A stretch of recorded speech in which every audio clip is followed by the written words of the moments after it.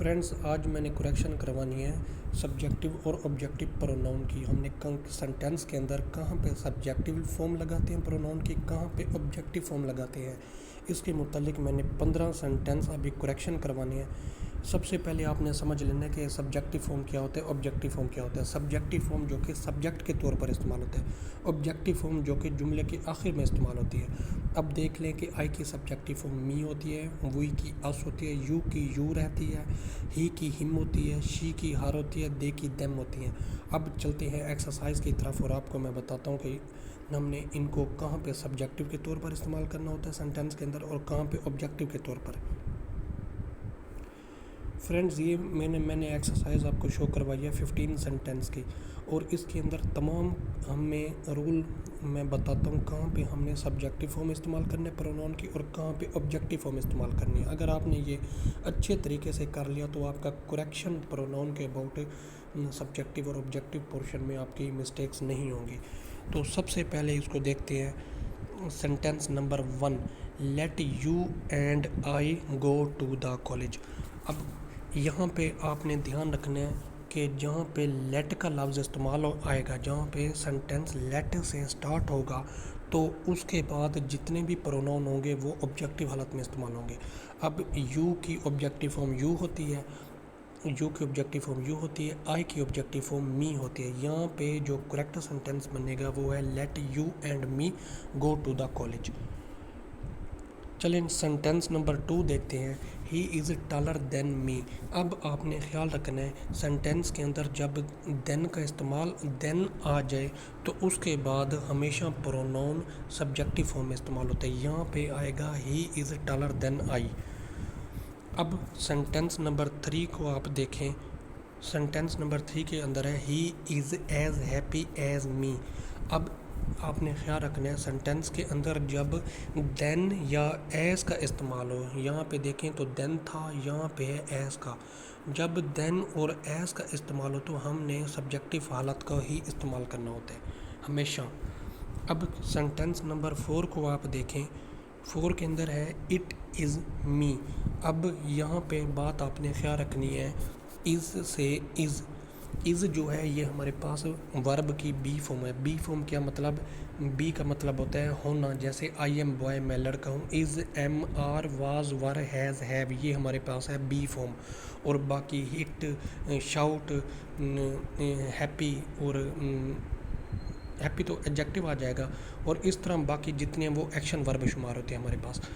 तो अब ये है कि इट इज़ के बाद हमेशा प्रोनाउन की सब्जेक्टिव हालत का इस्तेमाल करते हैं। इट इज़ आई, ये करेक्ट सेंटेंस है। बात आपने ख्याल रखना है कि is am are was were has have के बाद हमेशा सब्जेक्टिव हालत का इस्तेमाल करेंगे। और अगर यहाँ पे हमारे पास दिया होता एक्शन वर्ब, अब सेंटेंस नंबर 6 के अंदर देखें, इसके इधर यहाँ पे लिखा हुआ है आई आस्क, तो यहाँ पे मी लगाएंगे। आपने गौर करना है कि जहाँ पे is am are was were has have दिया होगा उसके बाद हमने सब्जेक्टिव प्रोनाउन इस्तेमाल करना है, और जहाँ पे एक्शन वर्ब दी होगी तो उसके बाद हमेशा हमने ऑब्जेक्टिव प्रोनाउन का इस्तेमाल करना होता है। अब सेंटेंस के अंदर आपने देखा है, उस सेंटेंस नंबर 4 के अंदर आपने देखा है ही, सेंटेंस नंबर 4 के अंदर आपने देखा है यहाँ पे इज़ था, यहाँ पे इज़ था, तो उसके बाद हमने इसके बाद हमेशा हमने दे इस्तेमाल करना है, क्योंकि दे सब्जेक्टिव हालत होती है। अब सेंटेंस नंबर 6 के अंदर देखें।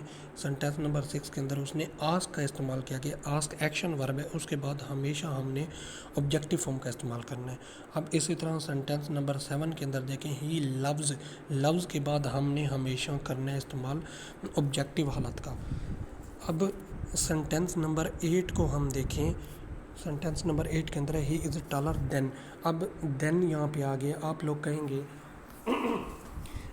कहेंगे कि आपने तो बताया कि सर देन के बाद हमेशा सब्जेक्टिव हालत का इस्तेमाल करते हैं, लेकिन एक कंडीशन यहाँ पे फॉलो करनी होती है। अगर देन के बाद बोथ या ऑल का वर्ड साथ दिया होगा तो फिर वहाँ पे हम हमेशा ऑब्जेक्टिव हालत को ही लिखेंगे। वहाँ पे जहाँ पे देन और ऑल का लफ्ज़, ये देखें यहाँ पे देन का लफ्ज़ है, मैंने सब्जेक्टिव हालत का इस्तेमाल किया। अब यहाँ पे दोबारा देन का इस्तेमाल है, लेकिन उसके साथ एक और वर्ड इजाफी है।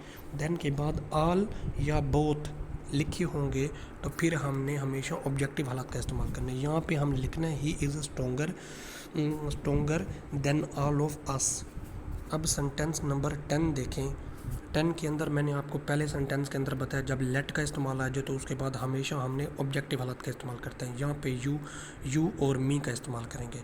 अब सेंटेंस नंबर 11 के अंदर देखें, it might have been him के जगह हमने ही का इस्तेमाल करना है, क्योंकि यहाँ पे हैव जो है ये हमारे पास modal verb is am are was were has have के अंदर शुमार हो रहा है।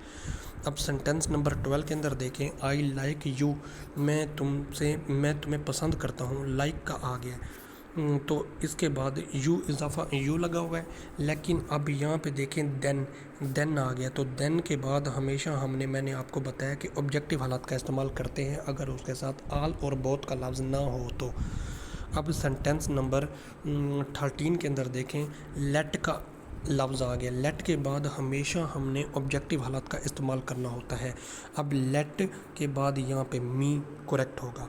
अब सेंटेंस नंबर 14 के अंदर याद रखें, जहाँ पे लेट या बिटवीन सेंटेंस स्टार्ट हो तो हमेशा हमने प्रोनाउन की ऑब्जेक्टिव हालत का इस्तेमाल करना होता है।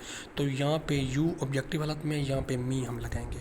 अब लास्ट हमारे पास सेंटेंस है और ये बड़ा टिपिकल सेंटेंस है।